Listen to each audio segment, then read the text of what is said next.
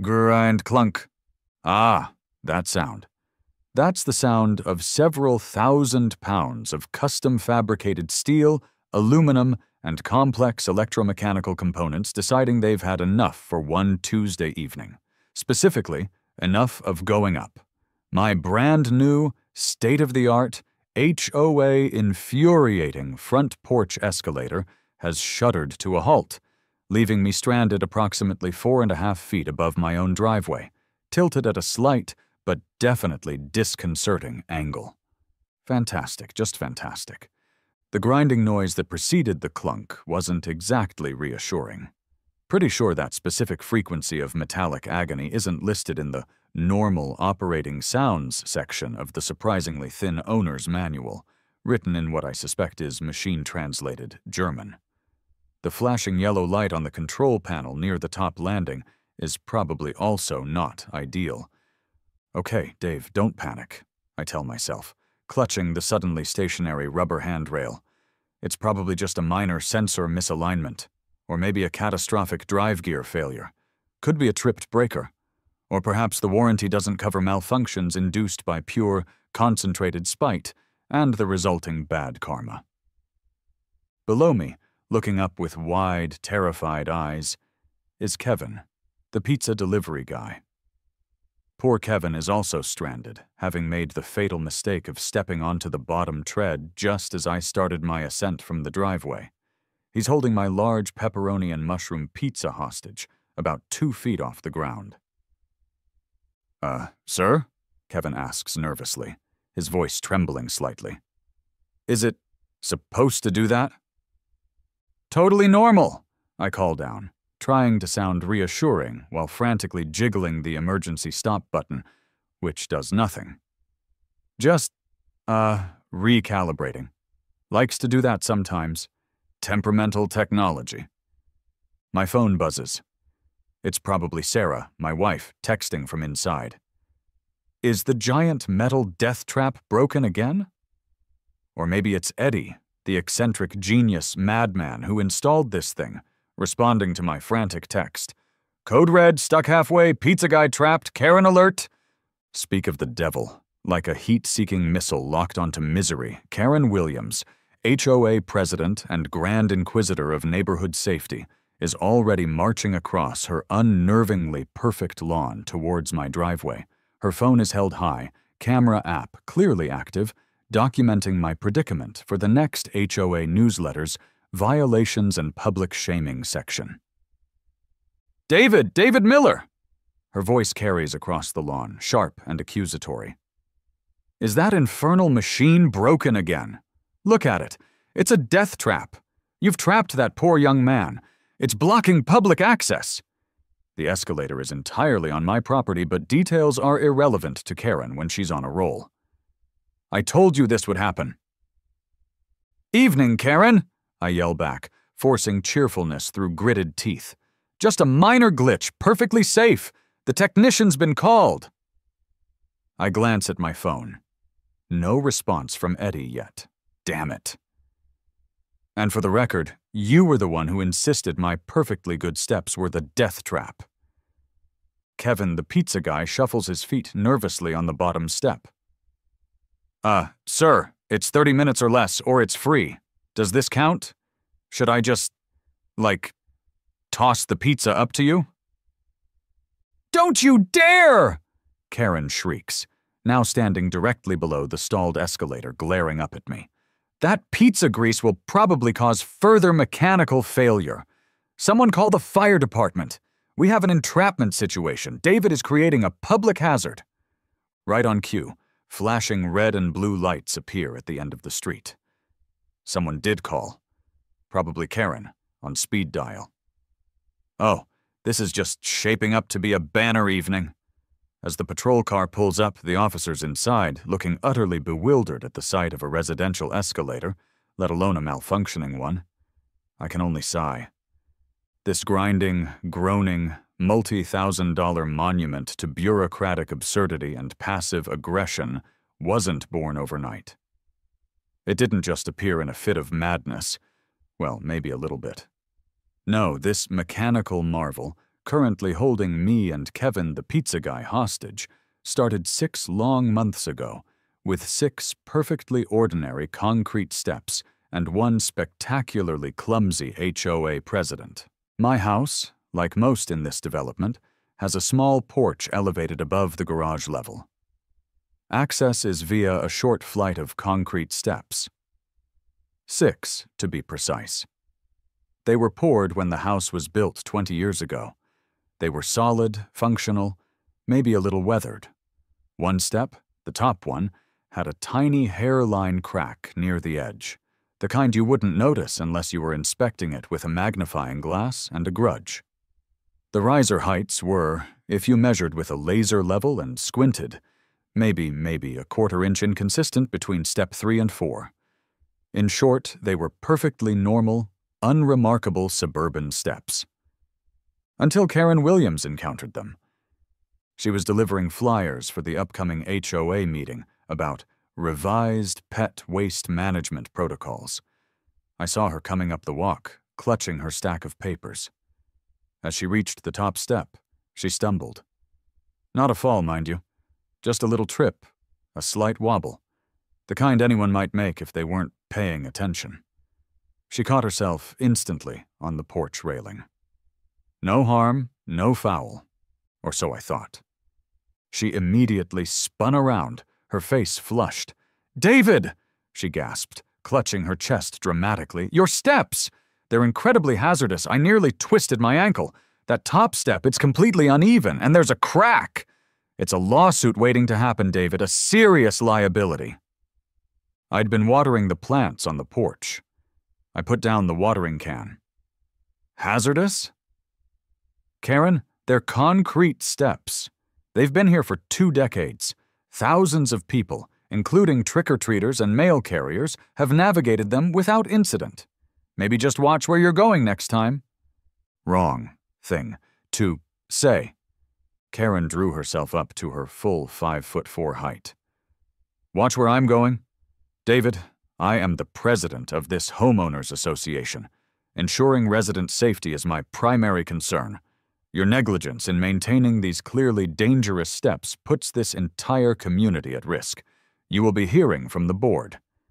And hear from the board I did. The official letters started arriving a few days later, escalating in severity. First notice, observation of potentially hazardous condition front steps, Ref. Bylaw 21B, walkway safety. Second notice, violation warning, failure to maintain safe walkway, access, uneven riser detected, top step, and surface crack noted. Included a blurry close-up photo of the hairline crack. Third notice, action required. Hazardous steps, remediation. Repair or replace front steps within 30 days to meet current safety standards and HOA guidelines. Failure to comply will result in daily fines. I wasn't unreasonable. I got a quote from a concrete guy to patch the tiny crack and maybe grind the top step edge slightly to ensure perfect uniformity. A few $100. Annoying, but fine. I submitted the repair plan to the HOA Architectural Review Committee, chaired by Karen, naturally. Denied. At the next HOA meeting, Karen stood up and gave a passionate speech about the grave danger posed by my steps. "A simple patch will not suffice," she declared, clutching the meeting minutes like holy scripture. "The structural integrity is clearly compromised. The inconsistency in riser height presents an unacceptable tripping hazard, especially for our more senior residents." Karen is maybe 5 years older than me. "For the safety of everyone, the only acceptable solution is a full replacement of the entire staircase, possibly with the addition of mandated safety handrails on both sides." I tried to argue. I presented my contractor's assessment that the steps were structurally sound. I pointed out that adding handrails would look ridiculous on such a short flight of steps. But the board, a collection of retirees mostly concerned with lawn violations and pickleball court schedules, seemed intimidated by Karen's safety rhetoric and perhaps the implied threat of liability. They voted unanimously to require full replacement. I walked out of that meeting fuming, ripping out perfectly good, solid concrete steps and replacing them at considerable expense because Karen Williams stumbled once. It was insane. It was infuriating. It was unjust. I spent the next few days stewing, getting increasingly exorbitant quotes for step demolition and replacement. I stared at the offending 6 steps, imagining Karen tripping on them again, only this time maybe less gracefully. Hazardous steps, I muttered under my breath, kicking the bottom riser. She wants guaranteed safe access, does she? Something foolproof? Something she absolutely cannot trip on? My mind started racing. What's safer than steps? Ramps were an option, but the slope required would make my front yard look like a skateboard park. And I suspected Karen would find aesthetic objections to that too. Elevators? Way too expensive and structurally complicated for just 6 vertical feet. Then, idling browsing the internet late one night, searching for alternatives to stairs, unique home access, maybe even ways to annoy HOA presidents, an image popped up. A gleaming, moving staircase inside a shopping mall, an escalator. An idea sparked, so ludicrous, so audacious it made me laugh out loud. Escalators don't have steps you can trip on, the dangerous little voice in my head whispered. The steps move with you. It's perpetual stability. You can't have an uneven riser if the whole thing is moving. Could you even get an escalator for a house? For 6 steps? It seemed impossible, which only made the idea more appealing. Checkmate, Karen, I whispered to my laptop screen, already typing residential escalators into the search bar. The descent into madness had begun. My initial foray into the world of residential escalators was sobering. Turns out, installing a moving staircase designed for high-traffic commercial environments onto the front porch of a suburban split level isn't exactly an off-the-shelf solution. First, the sheer rarity. While home elevators are becoming more common for accessibility, actual escalators in private residences are almost unheard of, typically reserved for mega mansions with multiple floors, underground layers, or owners with more money than sense, a category I was rapidly aspiring to join, apparently. Outdoor residential escalators? Practically mythical beasts. Second, the cost. The few companies worldwide that even entertained the idea of custom short-rise outdoor-rated escalators quoted figures that made my eyes water and my mortgage weep. We were talking luxury car prices, potentially multiple luxury car prices just for the hardware, before installation. Third, the logistics. These things are heavy, complex machines requiring significant structural support, dedicated high-voltage power, and, crucially, a pit below the lower landing for the drive mechanism and step return track. This wasn't like replacing concrete steps. This was major architectural surgery. I presented my findings, carefully omitting the most terrifying price tags, to Sarah one evening. "Look, honey," I said, showing her a sleek, computer-generated image from a German engineering firm's website. "See? It integrates right into the porch. Weatherproofed stainless steel, heated treads for winter safety, smooth, silent operation." Sarah stared at the image, then at me, her expression hovering somewhere between disbelief and concern for my sanity. "Dave, that looks like something from the entrance to a very fancy subway station. You want to put that on our front porch, where the concrete steps are now? Because Karen Williams, who trips over her own feet standing still, claimed she almost stumbled." "She didn't almost stumble. She did stumble," I insisted, perhaps exaggerating the incident slightly in my memory. "And the HOA is forcing me to replace perfectly good steps. This isn't just about Karen. Think of the convenience. Imagine effortlessly gliding up to the front door with armloads of groceries. No more struggling up those 6 treacherous steps." "We have 6 steps, Dave," Sarah repeated patiently. "6? And you usually make me carry the heavy groceries." "Okay, bad example," I conceded. But think of the resale value. A house with its own private escalator? Unique selling proposition.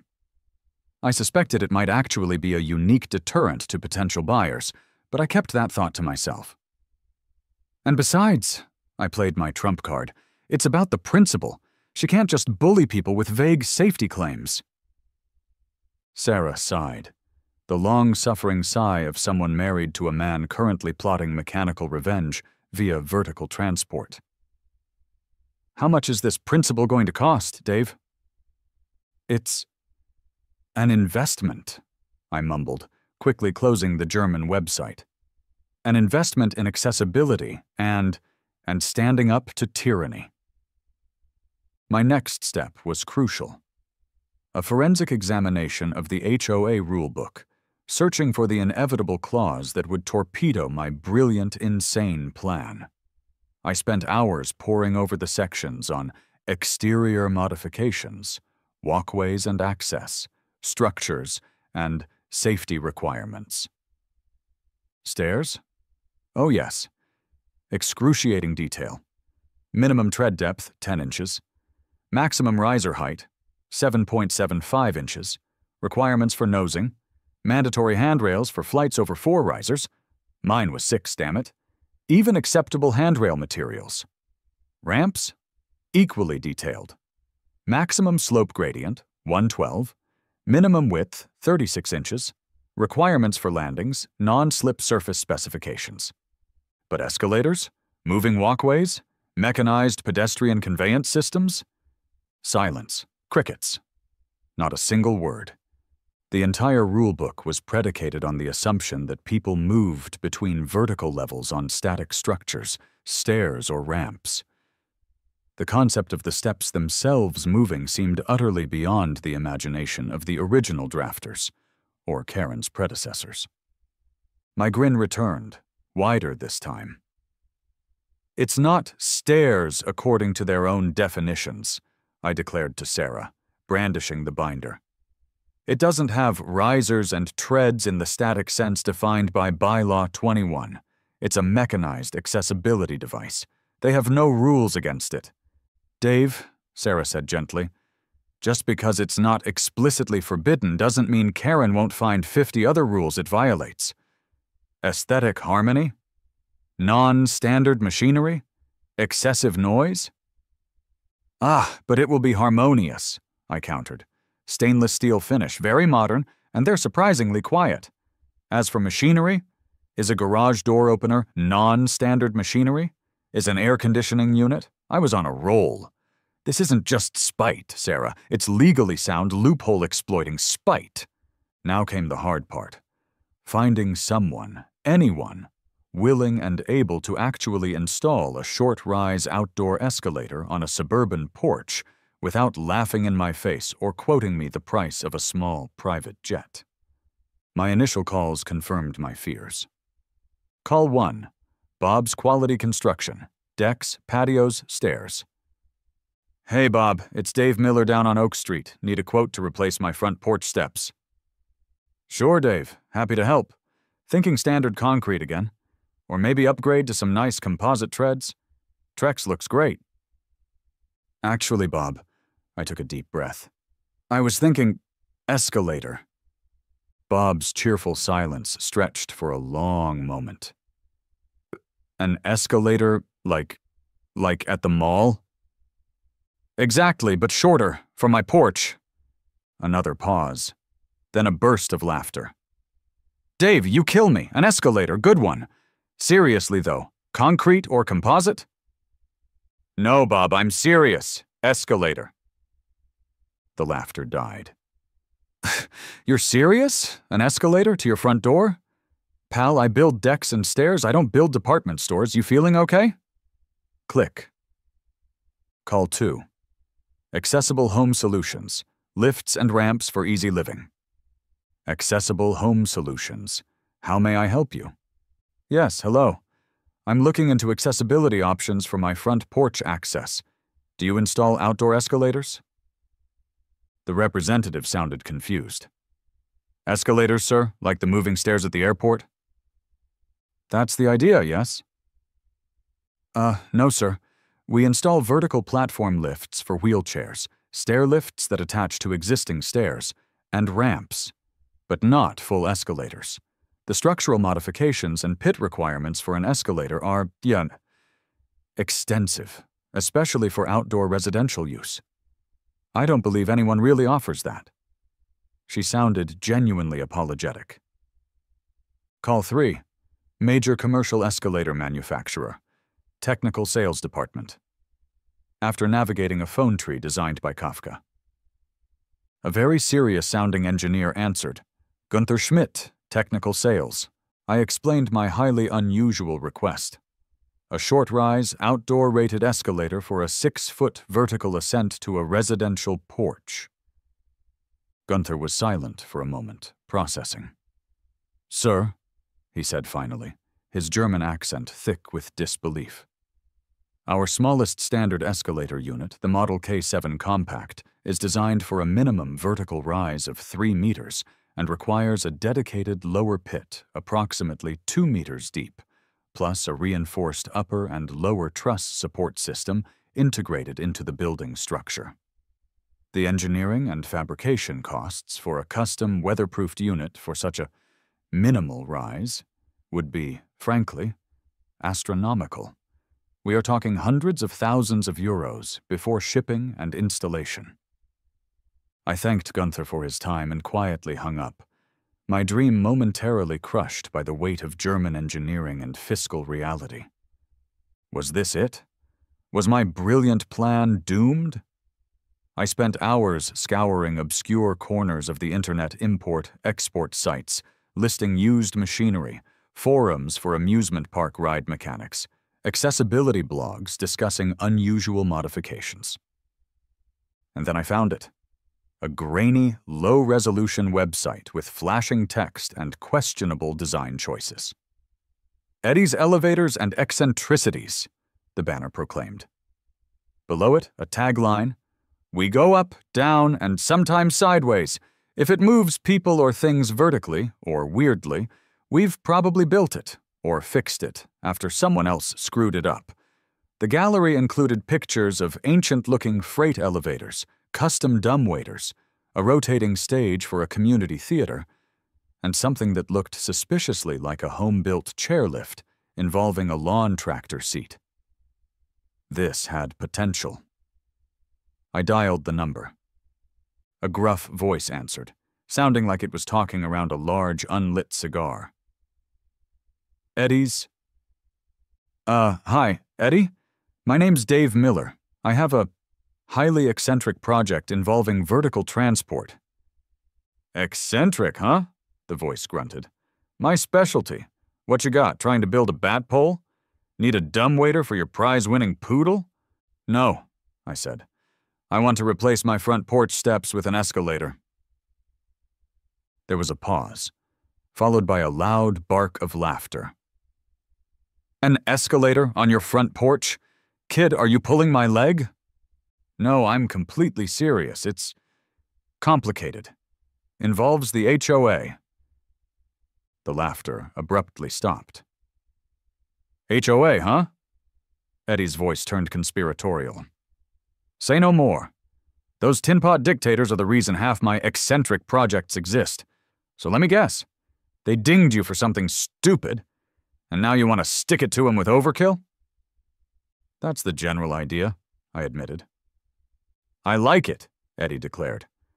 Okay, Dave Miller, tell Uncle Eddie all about it. Where are you located? Eddie arrived the next afternoon, looking exactly like I'd pictured. A stout man in his late 60s maybe, wearing a slightly too loud Hawaiian shirt, suspenders straining over a considerable belly, and chewing on an unlit cigar. His eyes, however, were sharp and intelligent, constantly scanning, assessing. He surveyed my 6 concrete steps, glanced across at Karen's meticulously maintained house, and listened intently as I recounted the saga of the stumble, the violation notices, the HOA meeting, and my escalator epiphany, complete with the bylaw loophole. When I finished, Eddie took the cigar out of his mouth and let out another booming laugh, slapping his knee. So, let me get this straight, pal. The Queen of Klutz is next door. He jerked his thumb towards Karen's house. Stubs her toe on your perfectly good concrete. Throws a geriatric tantrum. Gets her board cronies to condemn your steps. And now you want to replace him with a genuine, honest-to-God, moving up and down escalator? Just to prove a point about their stupid rules? He wiped a tear from his eye. Kid, I like your style. That's completely nuts. It's beautiful. I love it. He immediately grasped the loophole logic. Oh yeah, that's perfect, he chortled. Sticks it right to him. It ain't stairs, lady, it's mechanized pedestrian conveyance. Classic.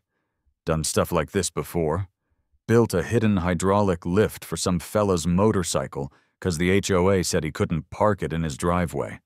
Built a retractable flagpole for a veteran because they said it was too tall. Bureaucrats and rule Nazis hate stuff they don't understand and ain't got a specific rule against. Then, Eddie got serious, his carnival barker demeanor shifting to experienced mechanic. He knelt down, examining the steps, the porch structure, the ground beneath. Okay, look, Dave. This ain't gonna be a walk in the park. Like you found out, outdoor escalators, especially short ones, are rare birds for a damn good reason. Weatherproofing is a nightmare. Rain, snow, ice, dirt, leaves. They all want to kill the mechanism. Need custom seals everywhere. Stainless steel or heavy-duty galvanized components for the truss and steps. Might need heated handrails, heated treads, heated comb plates for winter, depending on your climate.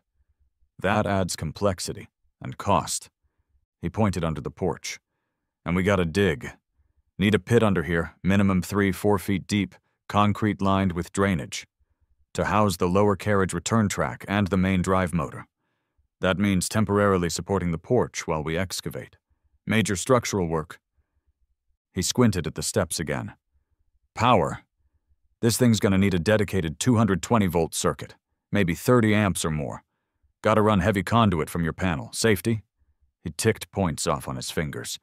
Gotta have skirt brushes to stop shoes getting caught, emergency stop buttons top and bottom, sensors on the comb plates where you step on and off, maybe even those laser beam things across the entrance like on elevators. Liability's a killer if someone does manage to hurt themselves on this thing. He chewed on his cigar thoughtfully. And finding a unit, 6 vertical feet is short. Standard commercial units won't work. Might have to source a used step lift unit, like they use for short rises in some public buildings, and heavily modify it. Or, his eyes gleamed, custom fabrication. Build the truss and step chain from scratch. More expensive, but maybe more reliable. He pulled out a crumpled notebook and a pencil stub. Okay, let's talk turkey. Custom fab, stainless components, weatherproofing, heated elements, safety package, pit excavation, structural support, electrical hookup, my cruise time.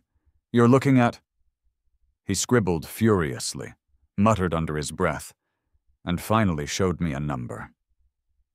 It was, as predicted, a small fortune, easily 10 times the cost of just replacing the concrete steps, maybe 15, enough to make any sane person back away slowly. But looking at that number, I didn't feel sanity. I felt a surge of righteous, defiant glee. I pictured Karen's face the first time she saw it. I imagined gliding effortlessly up to my front door while she fumed across the street. Make it happen, Eddie, I said, my voice firm. Whatever it takes. Eddie grinned, clamping the cigar back in his teeth. All right, Dave. That's what I like to hear. Prepare for noise, dust, bewildered neighbors, and an epic battle with the HOA. Let the ascent to absurdity begin. Eddie wasn't kidding about the noise and dust. His crew, a motley bunch who looked like they could assemble a roller coaster blindfolded using only duct tape and sheer willpower, descended on my front yard with the subtlety of a Viking raid. The demolition of my perfectly adequate concrete steps was swift, brutal, and loud, involving jackhammers and sledgehammers.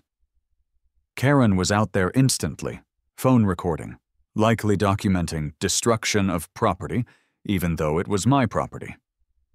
Then came the excavation, Using shovels, pickaxes, and a small, incredibly noisy mini-excavator that barely fit under the porch overhang, they began digging the pit for the escalator's lower mechanism. It was slow, messy work, requiring temporary shoring to support the porch structure above. Dirt piled up on my lawn. Neighbors stared. "Hey, Dave," called out Mr. Henderson from next door, peering over the fence. "Replacing the steps, huh? Looks like a pretty major project." "Oh, yeah," I yelled back over the din of the excavator. "Upgrading the access, going for something smoother, more modern." Henderson just nodded slowly, looking profoundly confused, and retreated indoors. Karen, meanwhile, was a constant presence. She documented every shovelful of dirt. She called the city permit office multiple times a day, demanding to know the exact nature of permit hash 90,210. Accessibility improvement installation. Eddie had cleverly worded it. She tried engaging Eddie's crew, asking pointed questions about what they were really building. They, under strict instructions from Eddie, just grunted non-committally and kept digging. The arrival of the escalator itself was the real showstopper. It came disassembled, packed in a massive wooden crate delivered by a large flatbed truck that barely navigated our suburban street. The crate contained the custom-shortened heavy steel truss, the step chain assembly, motors, gears, controllers, and bundles of stainless steel cladding. Getting it off the truck and maneuvered into position under the porch required a small forklift Eddie had somehow procured, drawing a considerable crowd of onlookers. Whispers rippled through the neighborhood. "What is that? Is it part of an airplane? Maybe he's building a bomb shelter?" Installation was a masterclass in controlled chaos. Eddie directed his crew like a seasoned ringmaster, shouting instructions over the clang of metal and the whine of power tools. The heavy truss was carefully positioned and bolted into the pit and against the porch structure. The step chain, looking like a giant bicycle chain made of metal stairs, was painstakingly threaded through the mechanism. Electricians ran thick, armored cables from my breaker panel to the pit and the upper landing. Handrails, motors, safety sensors, skirt brushes, comb plates. The sheer complexity of the machine being assembled on my front porch was mind-boggling. Naturally, the HOA violation notices rained down like confetti. Violation: unapproved major structural modification to porch assembly. Violation: installation of non-permitted heavy mechanical equipment. Violation: creation of industrial nuisance, noise, dust, equipment storage. Cease and desist. All non-essential construction pending emergency board review. I forwarded them all to Eddie, who seemed to use them for cigar lighting material. Karen escalated to direct confrontation with Eddie himself. "This is an outrage," she declared one afternoon, marching up to where Eddie was supervising the wiring of the control panel. "That is clearly not an approved accessibility ramp or lift. What is that monstrosity?" Eddie turned slowly, wiping grease from his hands. "Ma'am," he said, his voice dripping with mock politeness. "This here is a state-of-the-art mechanized conveyance system, providing smooth, safe, step-free access, fully compliant with city permit hash 90,210, accessibility improvement installation." He tapped the permit taped to the wall. But it's an escalator," Karen sputtered. "The permit doesn't specify type of accessibility improvement, ma'am," Eddie countered smoothly. "Just that it improves accessibility, which this," he gestured proudly at the half-assembled machine, "most certainly does. Very safe, very reliable. Have a nice day."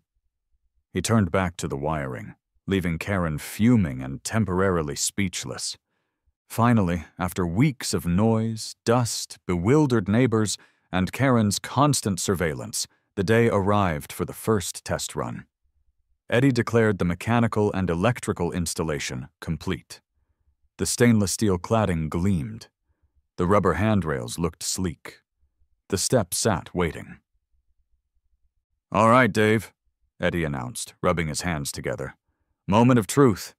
Let's see if this metal beast wants to climb." He flipped a series of breakers, then turned the key switch on the main control panel.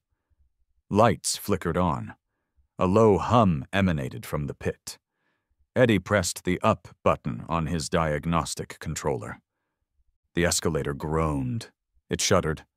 Then, with agonizing slowness, the steps began to move.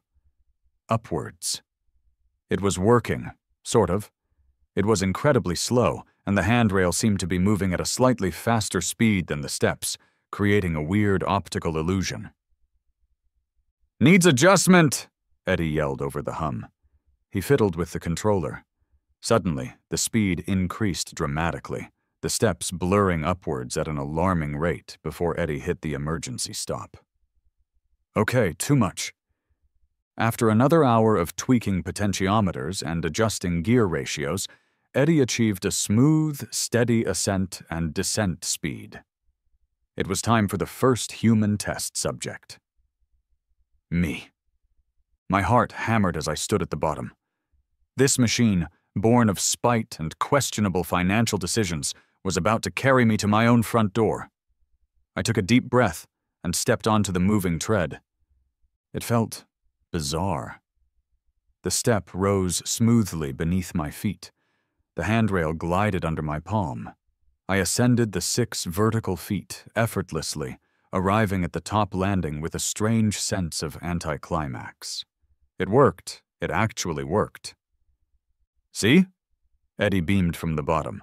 "Smooth as silk. Now try going down." Going down felt even weirder, like gently sinking into the earth. I experimented with carrying a bag of groceries up easy, sending my bewildered cat, Chairman Meow, for a ride. Less successful. He leapt off halfway up with a hiss. Over the next few days, I discovered the unique joys and quirks of residential escalator ownership. Leaves and twigs constantly getting caught in the comb plates at the top and bottom, requiring meticulous cleaning. The system occasionally refusing to start after a brief power flicker, necessitating a complex reset procedure involving the main breaker and Eddie's phone support, explaining to bewildered visitors, the mail carrier, Girl Scouts selling cookies, how to safely board and exit the moving staircase. Just stand still, let it carry you, don't try to walk. Then came the first rainstorm. Eddie had sworn the weatherproofing was top-notch, with custom seals and drainage channels. Mostly it held. But a small drip appeared near the lower mechanism, causing a sensor to fault and shut the system down until Eddie could come back and apply more sealant. The first cold snap brought another challenge: frost on the treads. The heated elements Eddie had installed worked, but they drew a surprising amount of electricity, and I had visions of my winter heating bill rivaling the national debt of a small country. Karen, naturally, missed none of this. Every glitch, every repair visit was duly noted and likely reported. Her first attempt to weaponize the authorities against the operational escalator came one evening when it was running perfectly smoothly. She called the police reporting unsafe machinery operating erratically adjacent to a public walkway. Cue the arrival yet again of Officers Miller and Chen. They looked at the smoothly gliding escalator, then at me, then at Karen, who was insisting it had been sparking and lurching moments before, with expressions of profound existential weariness. "Okay, Mr. Miller," Officer Miller began, rubbing his temples. "Let me see if I understand this correctly. Dispatch received a call, reporting that your front porch escalator Boyton is operating?" "That's right, officer," I said cheerfully. "Working perfectly, providing safe, reliable access to my home. Replaced those hazardous steps, you know." "It's dangerous," Karen insisted. "It makes noises. It's probably not even legal. It wasn't doing that 5 minutes ago." Eddie, who happened to be doing a follow-up check, stepped forward. "Perfectly legal, ma'am," he chimed in. flashing his laminated and possibly irrelevant Certified Vertical Transport Technician badge. Got the city permits right here. Meets all relevant ANSI safety codes for escalators and moving walkways. Officer Chen consulted his tablet. Are there, he paused, clearly finding the question absurd, any city ordinances specifically prohibiting, residential porch escalators? He scrolled. Doesn't appear to be the case, sir. Well, there should be, Karen declared. Ma'am, Officer Miller sighed, the sound heavy with the weight of 1,000 pointless suburban disputes. As we have explained before, unless this machine is actively malfunctioning in a way that poses an immediate, demonstrable danger or violating a specific city code, like noise ordinance after hours, which it currently isn't. This is an HOA civil matter regarding non-standard structures. We can't force him to turn off his escalator, just because you don't like it. They tipped their hats and retreated, leaving Karen sputtering on the sidewalk, defeated once again by the lack of specific anti-escalator legislation. The escalator was operational. The police were powerless. The HOA was stymied. Karen was furious. There was only one logical next step in this saga of suburban spite. Throw a party. An escalator warming party? Sarah asked, raising an eyebrow when I proposed the idea. Is that really a thing? It is now, I declared. We need to celebrate this triumph of engineering and loophole exploitation, and maybe rub it in Karen's face just a little. So, the invitations went out. You're invited to step up, celebrate the grand opening of the Miller Residence Mechanized Access System. Yes, the escalator. I invited friendly neighbors, curious colleagues, Eddie and his crew, even Kevin the pizza guy, with a promise of free pizza and no entrapment. The party was surreal.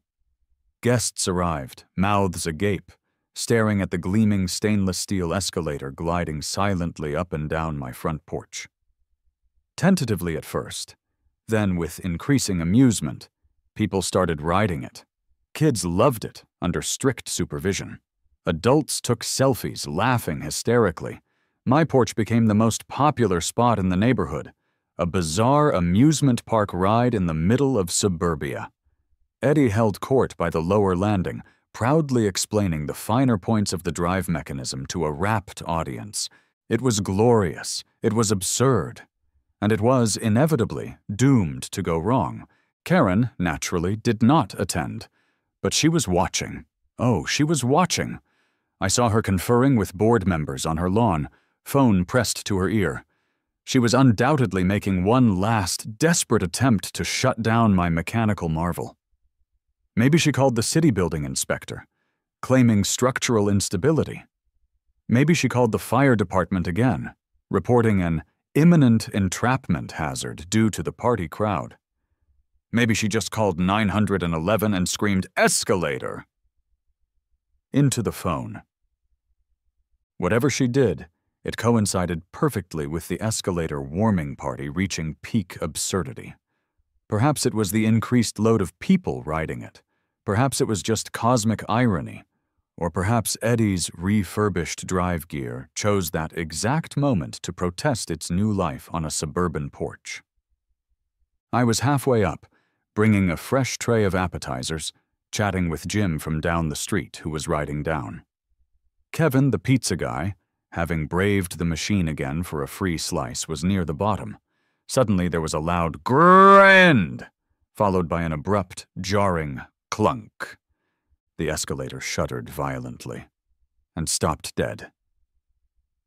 I lurched forward, barely kept upright by the handrail. Appetizers went flying. Jim stumbled behind me. Kevin yelped at the bottom. Silence fell, broken only by the faint, ominous whirring sound coming from the pit and the flashing yellow warning light on the upper control panel. We were stuck, again, and right on cue, as if summoned by the sound of mechanical failure, Karen Williams appeared at the foot of the now stationary escalator, flanked by 2 police officers, Miller and Chen, looking like they wanted to cry, and a stern-looking man in a city inspector's jacket. Karen's face wore an expression of pure, unholy triumph. "See!" she shrieked, pointing dramatically at the stalled machine and its stranded occupants. I told you it was a death trap. Look, it's broken down. People are trapped. It's unstable. Condemn it. Condemn this metal menace immediately." The scene from months ago replayed, only this time with party guests and actual officials as witnesses. The city inspector looked grim. Officer Miller pinched the bridge of his nose so hard I thought he might leave a dent. "Okay, Mr. Miller," the inspector said, his voice dangerously calm. "While your initial installation permit might cover the basic structure, ongoing safe operation is paramount. This malfunction, especially with people on board, raises serious safety concerns." It's just a glitch," I stammered, trying to project confidence I absolutely did not feel. "A sensor probably got tripped. It's under warranty. The technician is on his way." I frantically dialed Eddie's number, praying he wasn't halfway across the state fixing a malfunctioning grain silo lift. "A glitch?" Karen scoffed. "It nearly threw people off. It should be dismantled before it kills someone." Just as panic truly began to set in, Eddie's battered pickup truck screeched around the corner, parking haphazardly. Eddie practically leapt out, toolbox in hand, cigar clamped firmly in his teeth. He took in the scene: the stuck escalator, the stranded people, the officials, Karen's triumphant glare, with the weary resignation of a man who deals with eccentric machinery and bureaucratic nightmares for a living. All right, everybody stay calm," Eddie bellowed, pushing past Karen. "Nobody's dying today. Let me take a look." He peered at the control panel, then opened an access hatch near the bottom, muttering about damned proximity sensors and voltage fluctuations. He fiddled inside the mechanism for a few tense minutes, while the inspector took notes, and Karen provided a running commentary on my recklessness. Then Eddie emerged, wiping grease on his already stained overalls. "Okay," he announced. "Looks like a piece of party debris. Maybe a stray nacho chip. Jammed one of the lower comb plate safety sensors. Triggered an automatic emergency stop, just like it's supposed to." He pointedly looked at Karen. "See? Safety feature worked perfectly." He reset something, bypassed the sensor temporarily, and hit an override switch. With another low hum, the escalator slowly started moving again, delivering me, Jim, and Kevin safely to our respective landings. The officials conferred. While the malfunction was concerning, Eddie's explanation, and the fact that a safety feature had worked, seemed plausible. There was no immediate, ongoing danger. The inspector issued me a formal warning, demanding a full diagnostic report and safety certification from Eddie's company within 48 hours. The police reiterated it was an HOA matter unless specific safety codes were proven violated. Karen was furious that her moment of "I told you so" had been deflated by a nacho chip, but she had no grounds for immediate condemnation. The party awkwardly resumed, though few people dared ride the escalator again that night. In the end, Eddie fixed the sensor permanently and added extra guards around the comb plates. The escalator continued its reign as the weirdest porch accessory in the tri-state area. Life settled into a new kind of normal, punctuated by occasional escalator quirks and Karen's relentless, though now slightly less effective, campaign against it. The HOA board, after much hand-wringing and lawyer consulting, finally passed Bylaw 21F, Mechanized Conveyance Systems Prohibited. It explicitly banned the future installation of escalators, moving walkways, chairlifts, unless medically necessary and approved, and any other form of non-static pedestrian vertical transport on residential properties. My escalator, being pre-existing, was grudgingly grandfathered in, a permanent, moving monument to my successful exploitation of their legislative oversight. Owning a porch escalator, I learned, is an ongoing adventure. It involves regular maintenance checks by Eddie, at considerable expense, frequent cleaning of the tracks and steps, and fielding endless questions from curious passers-by. It occasionally stops unexpectedly if the power flickers, and I've become adept at the manual reset procedure. But does it work? Yes. Does it annoy Karen every single day? Absolutely. Just this morning, I glided smoothly up to my front porch, carrying a small bag containing only a single, perfect croissant from the fancy bakery downtown, a task easily managed by stairs, but infinitely more satisfying via escalator. As I reached the top, I saw Karen across the street, meticulously applying bright yellow safety tape around the base of her perfectly level, entirely non-hazardous bird bath. Our eyes met. She glared. I smiled, gave her a cheerful little wave and a thumbs up, and stepped effortlessly onto my porch. The gentle hum of the escalator shutting off behind me was the sweetest sound in the world. The sound of victory, the sound of absurdity, the sound of my very own HOA-defying, occasionally malfunctioning, utterly glorious porch escalator.